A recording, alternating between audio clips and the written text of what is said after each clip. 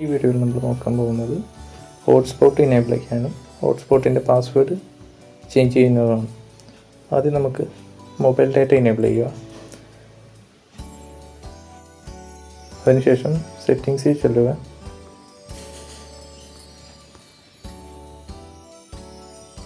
Portable hotspot enable ചെയ്യുക. Portable hotspot enable ചെയ്തതിന് ശേഷം സെറ്റപ്പ് പോർട്ടബിൾ ഹോട്ട്സ്പോട്ട് ക്ലിക്ക് ചെയ്യുക. അവിടെ നമുക്ക് പാസ്വേഡ് എന്ന് പറഞ്ഞ ഒരു ഓപ്ഷൻ കിട്ടും. അതിൽ നമുക്ക് ആവശ്യമുള്ള പാസ്വേഡ് ടൈപ്പ് ചെയ്യുക. അതിനുശേഷം മുകളിൽ കാണുന്ന ഈ ടിക്ക് ഐക്കണിൽ പ്രസ് ചെയ്താൽ പുതിയ പാസ്വേഡ് അപ്ഡേറ്റ് ആയിരുന്നു. മറ്റ് ഡിവൈസ് കണക്ട് ചെയ്യാൻ ഈ പുതിയ പാസ്വേഡ് നമുക്ക് ഉപയോഗിക്കാവുന്നതാണ്.